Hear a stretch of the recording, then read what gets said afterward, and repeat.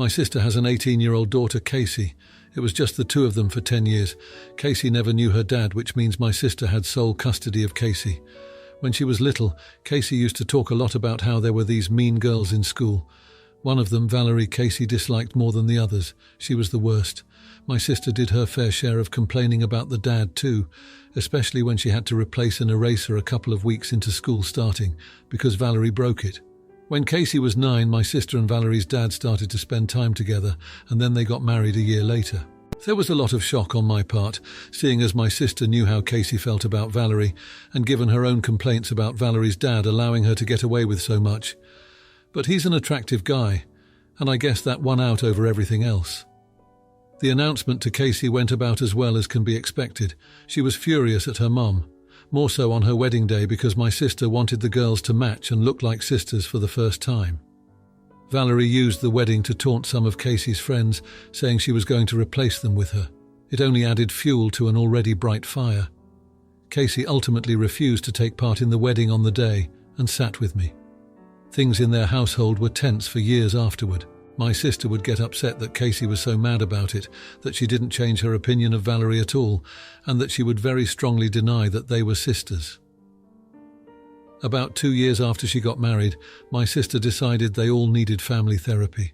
It was only in the last 2 years that Valerie appears to have grown, and from the outside it does not look like she's the bully she once was.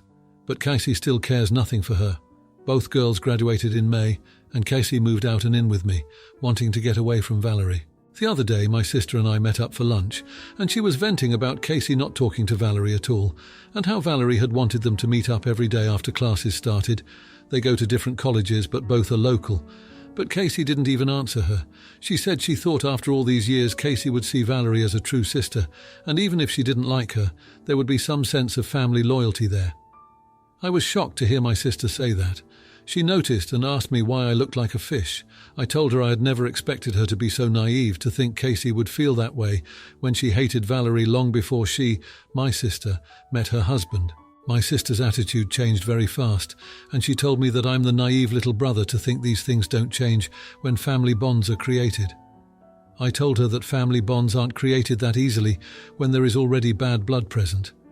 No matter how much she might want them to be there, she told me I owed her an apology, and she'll be waiting for it. Am I the idiot? Now, for a few comments before the update. Comment 1. Not the idiot. The only one owed an apology is your niece. Your sister put her partner ahead of her, and my guess is everyone realized what a mean girl her stepdaughter is, and now she is demanding someone to keep company or bully. Comment 2. Not the idiot. Your sister chose her partner over her daughter, bringing her bully into her home and trying to force them to play nice. Her daughter will never forgive, forget, or get over that. Well done for supporting your niece. Now, for the update. Thanks to everyone who read my last post. It's been a wild few days since then, and I've got some updates that you might find interesting. So, after the lunch with my sister, things got even more tense.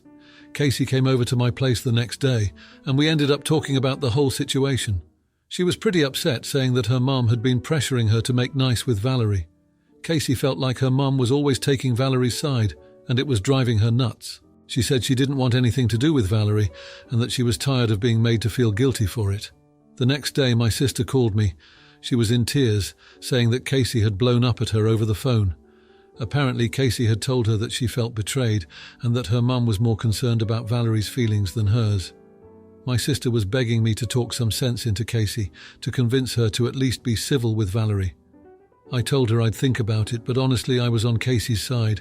I didn't say that to my sister though. Later that week I ran into Valerie's dad at the grocery store. It was awkward to say the least. He tried to make small talk, asking how I was doing and if I'd seen Casey lately. I kept it short, not really wanting to get into it with him. He then started talking about how hard it's been at home, with Casey gone and the tension between her and Valerie. He seemed genuinely upset about it, which surprised me a bit. I just nodded along, not really sure what to say. The following day, my sister invited me over for dinner. It was a disaster waiting to happen, but I went anyway. Dinner was tense, with my sister trying to act like everything was normal. Valerie was there and she kept trying to make conversation with me, probably to show that she was making an effort. It felt forced, and I wasn't in the mood to play happy families. After dinner, my sister pulled me aside. She said she was sorry for how things went down at lunch and that she didn't mean to upset me. But then she started in on how I needed to help her fix things with Casey. She said that family was the most important thing and that we needed to be united.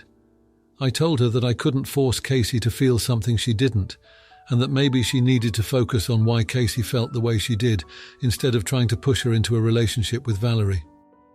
The conversation didn't go well. My sister got defensive, saying that I didn't understand because I didn't have kids. She said that she was just trying to do what was best for her family. I told her that maybe what was best was to listen to Casey and give her some space. We ended up arguing, and I left feeling frustrated and angry. The next day, Casey called me, saying that her mum had been crying on the phone to her, saying that I was taking Casey's side and that I didn't care about family. Casey was confused and didn't know what to do. She felt guilty for causing her mum so much pain, but also angry that her feelings weren't being considered. I didn't know what to tell her. I wanted to support her, but I also didn't want to make things worse with my sister.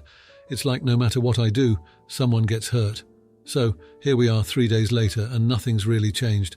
My sister is still waiting for an apology from me. Casey is still living with me and avoiding Valerie, and Valerie's dad is caught in the middle of it all. I'm not sure where we go from here. It feels like we're all stuck in this cycle of hurt feelings and misunderstandings, and I don't see an easy way out. I wish I had a better update, something that wrapped everything up in a neat bow, but life's not like that, is it? It's messy and complicated, and sometimes there are no good answers. I'm just hoping that with time things will get better. But for now, we're all just trying to figure out how to move forward. Now, for the comments. Comment 1. Oh boy, sounds like you've got a real-life telenovela on your hands. Here's a thought. Maybe Casey and Valerie can bond over their mutual dislike of being pushed together. It's like trying to mix oil and water with a fork. Family therapy. Schmamily therapy. Some things need time, not force. Comment 2. Had a similar fiasco when my cousin married my childhood nemesis. Trust me, you can't manufacture fondness like a batch of cookies. It took us years and a flat tire in the middle of nowhere to finally break the ice. Time heals, or at least it makes you forget why you were mad. Now, for the next story. My parents divorced when I, 17 years old, was 5. I'm not sure why. Part of me has always figured Dad cheated on Mum because he was with someone suspiciously fast afterward, like that same month fast. But my mum never spoke about it. She just told me both she and Dad loved me, and that would never change, and I would never have to choose between my parents. My dad was in 2 live-in relationships post-divorce. When I was 7, he was with Jen and had Luna 9 with her, and then when I was 10, he was with Bree and had Harry 7 with her. Jen and Bree both stopped being mums to their kids, and so my dad became a single full-time parent to my half-siblings. From that point onward, my dad has tried to convince Mom she could step up and at least feel some kind of female role model relationship with them. He also corrects me on the term half-siblings and says, we are just siblings, and if I were to call them just my siblings, it might soften Mum's heart to being a female or maternal figure for them. He would ask Mum on my behalf to let me have my half-siblings over to her house during her custody time. My parents share equal time with me. He would claim I really missed my half-siblings when I was gone, and he would claim I wanted to spend every holiday with them, etc. None of this is true. I never said those things or implied them. Luna is having a really hard time having no female family members. She has a dad, 2 half-brothers and an uncle. So Dad has been more forceful about Mum's part in all of this lately, and now he is trying to rope me in more. He sat me down recently and told me my half-siblings deserve to have moms, and I could help them with that. I could share my mom and let them feel the love they deserve to feel. He said I have always treated them like lesser siblings. First, with always using half, and then with not trying to include them in my life, at my mum's house. He told me this is where my role as a big brother needs to really take off. In response, I told him it's not my job, and has never been my job to provide my half-siblings with a mum. I told him it was on him and their actual mums to do that. And I told him it was sick how he kept trying to rope my mum in. I told him to accept that he only had 1 kid with mum, and she was only obligated to care for me. His answer to that was, I was disappointing him with both my response and lack of concern for the overall well-being of my half-siblings, and he told me to do better, be better, and care more about my innocent little siblings. I told my mum about it, and she tore Dad a new one for putting this on me. She told me I am not wrong in what I said to him. But my uncle also said I could have more compassion for my innocent half-siblings. Am I the idiot? Now for a few comments before the update. Comment 1, not the idiot. Does your dad collect kids? How on earth is it your responsibility to share your mum, like that's even a thing? Weird. Comment 2. Not the idiot. Does your uncle have a wife or daughters? Tell him if he is concerned. Get them to step up. Now, for the update. Thanks for all the comments on my last post. They really helped me see things more clearly, and I wanted to share what's happened since then. After the whole confrontation with my dad, things were pretty tense for a while. I stuck to my guns, though, and didn't back down on my stance that it wasn't my responsibility to provide a mother figure for Luna and Harry. It was tough, but I felt like I had to stand up for myself and set some boundaries. Mom was a rock during this time. She reassured me that I wasn't in the wrong and that my feelings were valid. She also had a few more conversations with Dad, which I wasn't privy to, but I could tell they made an impact. Dad started to back off a bit, and the pressure on me eased. In the meantime, Luna was still struggling. I couldn't just ignore that, so I started spending more one-on-one time with her. We'd go out for ice cream, or I'd help her with her homework. It wasn't about trying to fill a motherly role, it was about being a brother. And you know what? It helped. Luna seemed happier, and our bond as siblings grew stronger. Harry, on the other hand, was a bit of a different story. He was always a quiet kid, but I noticed he was opening up more when it was just the two of us. We started a weekend tradition of playing video games together, and those sessions became something we both looked forward to. As for Dad, he eventually came around. I think he realized that he couldn't force a family dynamic that just wasn't there. He started focusing more on being the best dad he could be, rather than trying to find a surrogate mom for Luna and Harry. It was a relief to see him taking responsibility and not trying to push it onto Mom or me. Speaking of Mom, she surprised us all. One day, she sat me down and told me she'd been thinking a lot about Luna and Harry. She said that while she wasn't their mum, she cared about them because they were my siblings and part of our extended family. She started inviting them over for dinner once in a while, and even took Luna shopping for some new clothes. It wasn't a sudden transformation, but over time, Mom became a sort of honorary aunt to Luna and Harry. She made it clear that she wasn't trying to replace their mums, but she was there if they needed her. It was a kind gesture that meant the world to them, and it eased the tension in our blended family. As for my uncle, he saw the changes and apologized for suggesting I lacked compassion. He admitted he hadn't seen the full picture and was impressed with how I'd handled everything. Fast forward to now and things are so much better. Dad's relationships with Luna and Harry are stronger than ever. He's more confident in his role as a single parent and has even joined a support group for single dads, which has been great for him. Luna and Harry are thriving. Luna's grades have improved and she's made some new friends at school. Harry's come out of his shell and is more talkative than I've ever seen him. And as for me, I feel like I've finally found my place as their big brother. Mum continues to be amazing. She's found a balance in being supportive without overstepping, and her relationship with Dad has even improved. They're not best friends or anything, but they can be in the same room now without it being awkward, which is a huge step forward. In the end, it took some tough conversations and a lot of patience, but we've all found a way to coexist and support each other. Luna and Harry have a stable family environment, and I've learned a lot about what it means to be a brother. It's not about titles or blood relations, it's about the love and support you give. So, yeah, things are pretty good now. It's not perfect, but it's our kind of perfect, and I'm okay with that. Now for the comments, comment 1.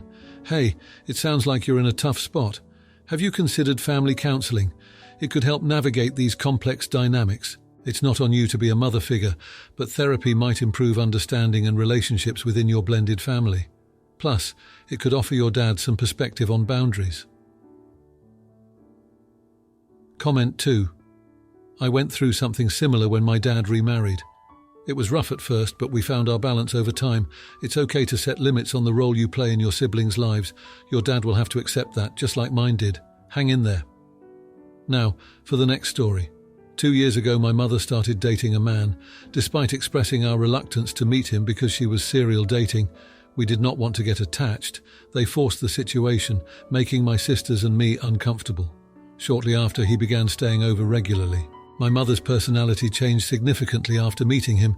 For example, he would make disgusting comments about my mother in front of us, and she would just laugh.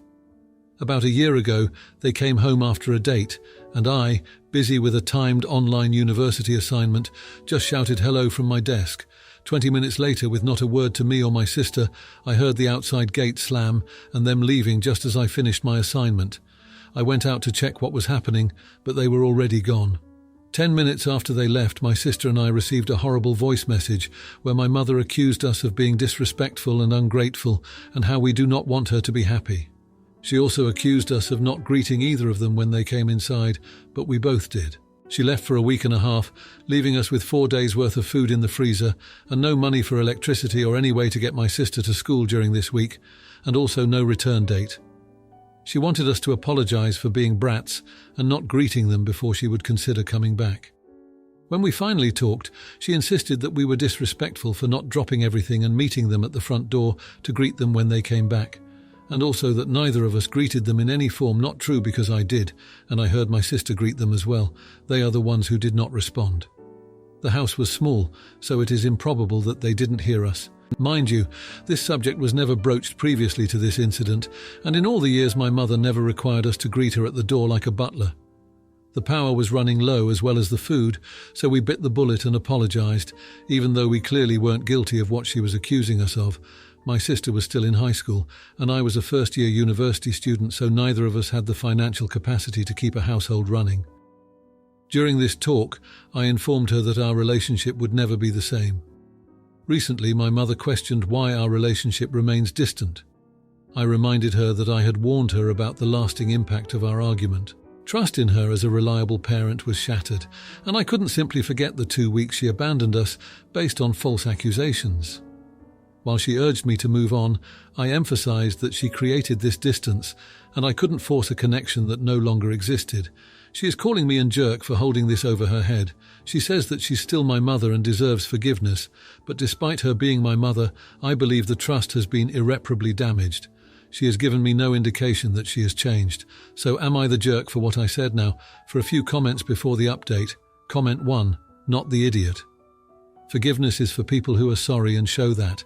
She did a horrible thing yet has no remorse. You should have called the cops and reported her missing, and for abandoning your sibling who is a minor. Comment 2. She says that she's still my mother and deserves forgiveness. Not the idiot. Forgiveness is never deserved. She can ask for it or ask what she must do to earn it, but it cannot simply be demanded.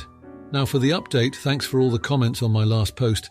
They really helped me see things from different perspectives, and I appreciated the support. So, a lot has happened in the past 3 months. After our last conversation, things with my mum stayed pretty much the same. She continued to date the guy, and their relationship seemed to be getting more serious. I tried to keep my distance, focusing on my studies and helping my sister with school. But it was hard to ignore the tension at home. Then, about a month ago, my mum sat us down for a talk. She said she had some news. We braced ourselves, expecting an announcement of an engagement or something. Instead, she told us that she and her boyfriend were breaking up. It was a shock, to say the least. She seemed upset but also relieved. She said that she had started to see some red flags and didn't want to ignore them like she had in the past. For the next few weeks, things were actually okay. My mum was more like her old self. She was more attentive, and we even had a few family dinners together.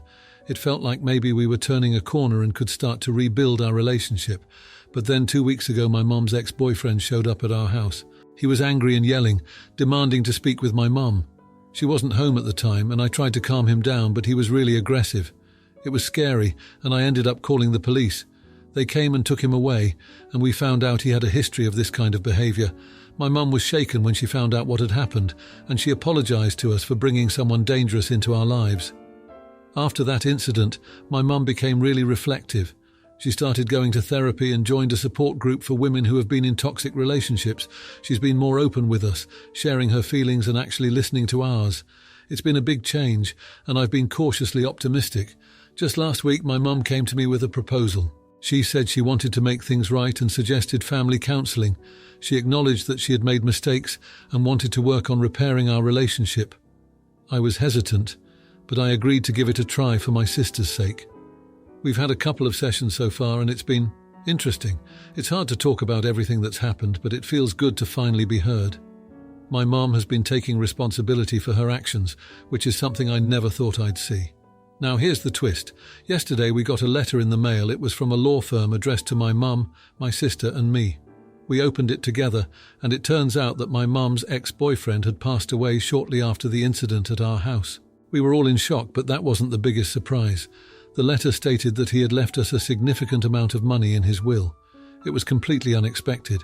We didn't even know he had that kind of money, let alone that he would leave it to us. My mom was especially stunned. She had no idea why he would do this, considering how things ended between them. We're still processing this news. It's a lot to take in, and we have no idea what to do with the money. My mom wants to put it into a fund for my sister's education and maybe use some to continue our family counseling. It's a strange feeling, knowing that this man who caused so much turmoil in our lives has now, in a way, provided for us. It's been a roller coaster of emotions, and I'm still not sure how I feel about everything, but I'm hopeful that maybe this is a chance for us to start fresh and move forward in a positive direction. It's not how I ever imagined things would turn out, but life is full of surprises, I guess. Now for the comments. Comment 1. Hey there, that's a tough spot to be in. Have you considered setting some boundaries with your mom about discussing the past? It might help to clear the air. Also, maybe think about what you'd feel comfortable with regarding the inheritance. It's okay to take your time deciding. Comment 2. I had a similar experience with my dad's new partner. It was rough, but after a lot of talks and some space, we managed to rebuild some trust. It's never easy, but it sounds like you're on the right path with counseling. Hang in there and take it one day at a time. If you like this video, you'll probably like these too. Also, while you're here, please consider subscribing. It's your support that keeps this channel alive and allows me to make better and longer videos. Have a great day.